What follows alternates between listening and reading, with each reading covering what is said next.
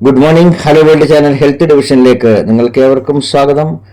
രാവിലെ ബ്രേക്ക്ഫാസ്റ്റായി വെറും വെയിറ്റിൽ കഴിക്കാൻ പറ്റിയ ഏറ്റവും നല്ല 5 ഭക്ഷണങ്ങൾ ഏതൊക്കെയാണെന്ന് നോക്കിയാലോ? അതിൽ ഒന്നാമത്തേത് കുതിർത്ത ബദാമാണ്. ബദാമിൽ ധാരാളമായി ആരോഗ്യകരമായ കൊഴുപ്പുകൾ, protein, fibre, vitamin E, magnesium മുതലായവ അടങ്ങിയിരിക്കുന്നു. തലേ ദിവസം വെള്ളത്തിൽ കുതിർത്ത ബദാം രാവിലെ വെറും വയറ്റിൽ കഴിക്കുന്നത് ശരീരത്തിന് ഊർജം ലഭിക്കാനും ഓർമ്മശക്തി വർദ്ധിപ്പിക്കാനും രക്തസമ്മർദ്ദത്തെ നിയന്ത്രിക്കാനും സഹായിക്കുന്നു. രണ്ടാമത്തേത് പപ്പായയാണ്. പപ്പായയിൽ ധാരാളമായി ദഹനത്തെ സഹായിക്കുന്ന എൻസൈമായ പപ്പൈൻ അടങ്ങിയിരിക്കുന്നു.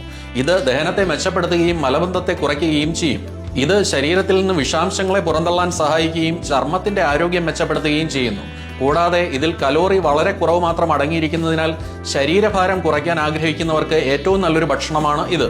മൂന്നാമത്തേത് ഉണക്കമുന്തിരിയാണ്. ഇതിൽ വൈറ്റമിനുകളും ധാതുക്കളും നാരുകളും ധാരാളമായി അടങ്ങിയിരിക്കുന്നു. തലേന്ന് കുതിർത്ത ഉണക്കമുന്തിരി രാവിലെ കഴിക്കുന്നത് ദഹനം മെച്ചപ്പെടുത്താനും മലബന്ധത്തെ ലഘൂകരിക്കാനും സഹായിക്കും.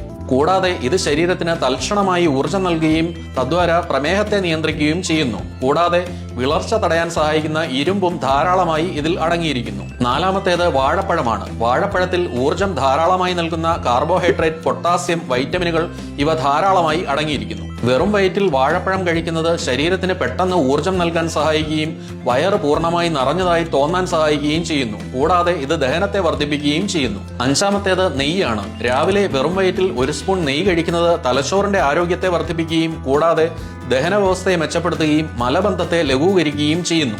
കൂടാതെ ഇത് ശരീരത്തിന് ധാരാളമായി ഊർജം നൽകുകയും ശരീരത്തിലെ സന്ധികളുടെ ആരോഗ്യം മെച്ചപ്പെടുത്തുകയും ചെയ്യും. അപ്പോൾ ഈ 5 ഭക്ഷണങ്ങൾ സ്ഥിരമായി വെറും വയറ്റിൽ ബ്രേക്ക്ഫാസ്റ്റ് ഫുഡായി കഴിക്കുന്നത് നിങ്ങളുടെ തലച്ചോറിന്റെ ആരോഗ്യം, ദഹന വ്യവസ്ഥയുടെ ആരോഗ്യം, ജോയിന്റുകളുടെ ആരോഗ്യം, മൊത്തത്തിലുള്ള ശരീരത്തിന്റെ ക്ഷേമം ഇവ വർദ്ധിപ്പിക്കാൻ സഹായിക്കും.